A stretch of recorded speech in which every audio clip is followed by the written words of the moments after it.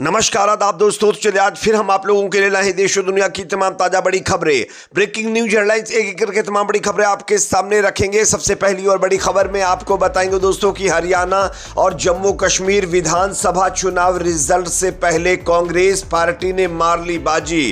Congress party ने बहुत बड़ा उलटफेर कर दिया है। मोदी और अमित शाह का यहां पर दांव पूरी तरीके से कांग्रेस पार्टी ने फेल कर दिया है। किस तरीके से आगे इसकी पूरी जानकारी आपको देंगे। साथ ही साथ अगली बड़ी खबर में आपको बताएंगे दोस्तों कि राहुल गांधी का भारतीय जनता पार्टी के ऊपर बहुत बड़ा आरोप।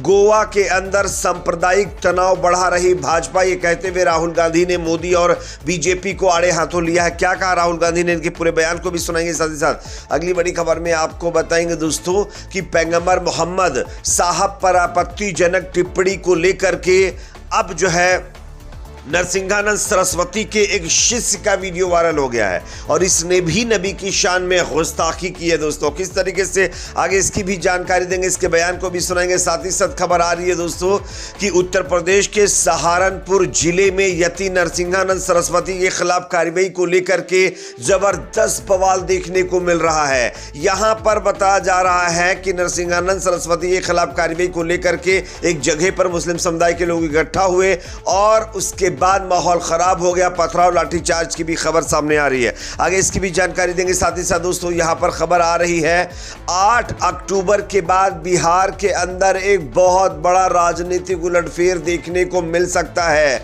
आरजेडी के नेता ने एनडीए को लेकर बहुत बड़ी भविष्यवाणी की है। क्या कहा, इनके बयान को भी सुनाएंगे। साथ ही साथ एक और बड़ी खबर दोस्तों यहां पर सामने आ रही है, नरसिंहानंद सरस्वती के खिलाफ कार्रवाई को लेकर के समाजवादी पार्टी की सांसद इकरा हसन का बड़ा बयान सामने आया है। क्या कहा उन्होंने, ये भी आपको बताएंगे। साथ ही साथ अगली बड़ी खबर में आपको बताएंगे दोस्तों कि महाराष्ट्र के अंदर विधानसभा चुनाव से पहले उद्धव ठाकरे का बहुत बड़ा ऐलान, इसकी भी जानकारी आगे देंगे। साथ ही साथ खबर आ रही है दोस्तों कि 7 अक्टूबर को इजराइल के ऊपर एक बार फिर हो सकता है हमला। फिलहाल 7 अक्टूबर आज है, लेकिन इसके बाद कभी भी इजराइल के ऊपर एक और बड़ा हमला हो सकता है। 3 मुल्कों से लड़ाके बताया जा रहा है कि लेबनान और गाजा में इकट्ठा हो रहे हैं। किस तरीके से आगे इसकी भी जानकारी देंगे। साथ ही साथ एक और बड़ी खबर दोस्तों आ रही है दोस्तों, ईरान और इजराइल के बीच चल रही तनातनी के बीच ईरान ने एक बहुत बड़ा ऐलान कर दिया है। क्या है, इसकी भी जानकारी देंगे। उससे पहले अगर आप भी चाहते हैं दोस्तों कि लोकसभा चुनाव 2024 के बाद जो 2 राज्यों के विधानसभा चुनाव की काउंटिंग होना है, ये कल निष्पक्ष तरीके से होना चाहिए, तो कमेंट सेक्शन में अपना फीडबैक जरूर दीजिए। वीडियो को लाइक शेयर, चैनल पर नए हैं तो सब्सक्राइब जरूर कर लीजिए। बात करेंगे पहली और बड़ी खबर की। आप सब जानते होंगे दोस्तों, लोकसभा चुनाव 2024 में झटका खाने के बाद भारतीय जनता पार्टी को अब जम्मू कश्मीर और हरियाणा के अंदर भी कोई सफलता मिलती हुई नजर नहीं आ रही है। यहां पर चुनाव नतीजों से पहले ही कांग्रेस पार्टी ने बाजी मार ली है और कांग्रेस पार्टी ने बीजेपी का सुपड़ा साफ कर दिया है। तमाम एग्जिट पोल्स के अंदर इस बात का पता चला है कि जम्मू कश्मीर और हरियाणा में बीजेपी दूर दूर तक चुनाव जीतने के करीब पहुंचती हुई नजर नहीं आ रही है। इसी बीच एक और नए सर्वे ने भारतीय जनता पार्टी की नींद उड़ाकर रख दी है और कांग्रेस पार्टी के लिए अच्छा संकेत यहां पर दिया है।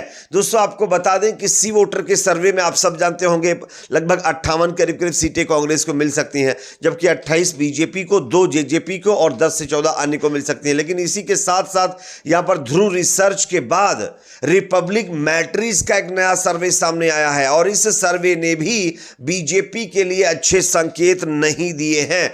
दोस्तों रिपब्लिक मैट्रिक्स ने अपने सर्वे में कांग्रेस को 62 से ज्यादा सीटें दी हैं हरियाणा के अंदर, जबकि बीजेपी को 24 सीटें और जेजेपी को 3 और 5 से 11 अन्य के खाते में सीटें जाती हुई नजर आ रही हैं। अगर बात करें जम्मू कश्मीर के अंदर, तो जम्मू कश्मीर के अंदर भी कांग्रेस और नेशनल कॉन्फ्रेंस का गठबंधन लगभग 50 के करीब सीटें जीतता हुआ नजर आ रहा है, जबकि बीजेपी 25 के करीब सीटें जीतने की संभावना है। तो इन दोनों राज्यों के अंदर दोस्तों भारतीय जनता पार्टी का सुपड़ा साफ हो गया है और यह अपने आप में मोदी और अमित शाह की राजनीति का एक अंत दिखता नजर आ रहा है और कांग्रेस पार्टी के लिए अच्छे संकेत हैं। और हालांकि कांग्रेस पार्टी ने अब सीएम कौन बनेगा इसको लेकर के अपनी मुहिम तेज कर दी है। यानी कांग्रेस ने सीएम के मतलब जो है पद पर बिठाने वाले नेताओं की खोज शुरू कर दी है। बात करेंगे अगली खबर की, जो कि यहां पर सामने दोस्तों आ रही है। राहुल गांधी का अब बीजेपी के ऊपर एक और बहुत बड़ा आरोप। आप इस खबर को देखिए। राहुल गांधी ने गोवा के अंदर भारतीय जनता पार्टी के ऊपर सांप्रदायिक तनाव फैलाने का आरोप लगाया है। आप इस खबर को देख सकते हैं। कांग्रेस नेता राहुल गांधी ने रविवार को भाजपा पर गोवा में जानबूझकर सांप्रदायिक तनाव भड़काने का आरोप लगाया है। इसके साथ ही उन्होंने कहा कि सत्तारूढ़ पार्टी के प्रयासों को चुनौती दी जाएगी, क्योंकि राज्य और पूरे भारत के लोग इस विभाजनकारी एजेंडे को देख रहे हैं। राहुल गांधी ने अपने एक्स अकाउंट पर ट्वीट करते हुए कहा है कि गोवा का आकर्षण इसकी प्राकृतिक सुंदरता और इसके विविध और समाजपूर्ण लोगों की गर्मजोशी और अस्तित्व में निहित है। दुर्भाग्य से भाजपा शासन में इस सद्भाव पर हमला हो रहा है। भाजपा जानबूझकर सांप्रदायिक तनाव को बढ़ावा दे रही है, जिसमें एक पूर्व आरएसएस नेता ईसाइयों और संघ संगठनों को मुसलमानों के आर्थिक बहिष्कार का आह्वान करने के लिए उकसा रहा है। यानी कि सीधे तौर पर राहुल गांधी का कहना है कि बीजेपी अब गोवा के अंदर भी नफरत बढ़ा रही है और ये नफरत हम नहीं बढ़ने देंगे। आने वाले दिनों में हम इसको मिटा कर रहेंगे। बात करेंगे अगली खबर की, जो कि यहाँ पर सामने आ रही है दोस्तों। पैगंबर मोहम्मद सल्लल्लाहु अलैहि वसल्लम के खिलाफ आपत्तिजनक टिप्पणी मामले में नरसिंहानंद सरस्वती के बाद उसके शिष्य का वीडियो वायरल हो गया है और उसका जो शिष्य है अनिल यादव, इसने भी नबी की शान में गुस्ताखी की है। आप लोग इस खबर को देख सकते हैं।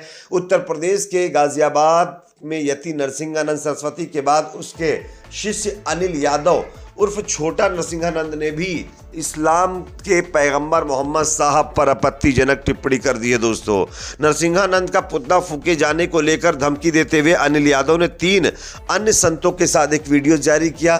इसमें वह मोहम्मद साहब पर आपत्तिजनक टिप्पणी करते हुए सुनाई दे रहा है। पुलिस ने वीडियो सामने आने के बाद आरोपियों के खिलाफ केस दर्ज करके इसकी जांच शुरू कर दी है और कार्रवाई का आश्वासन दिया है। लेकिन अफसोस इस बात का होता है, जिस पार्टी के ऊपर, जिस बीजेपी के ऊपर यह जिम्मेदारी है कि वो उत्तर प्रदेश के अंदर लॉ एंड ऑर्डर सही से मजबूत करे और जो है कानून के तहत कानून व्यवस्था बनाए रखे, उस पार्टी के नेता ही ऐसे हेट मॉन्गर्स का सपोर्ट करते हुए नजर आ रहे हैं। बात करेंगे अगली खबर की, जो कि सामने आ रही है दोस्तों। नबी की शान में गुस्ताखी को लेकर के नरसिंहानंद सरस्वती के खिलाफ कार्रवाई को लेकर के अब खबर देवबंद से सामने आ रही, जहां पर मदरसे को जलाने की धमकी के बाद जबरदस्त बवाल देखने को मिला है। यहां पर मुस्लिम समुदाय के लोग इकट्ठा होकर के नरसिंहानंद सरस्वती के खिलाफ कार्रवाई की मांग कर रहे थे, जिसके बाद हालात खराब हो गए और जिसके बाद पथराव और लाठीचार्ज की भी खबर सामने आ रही है।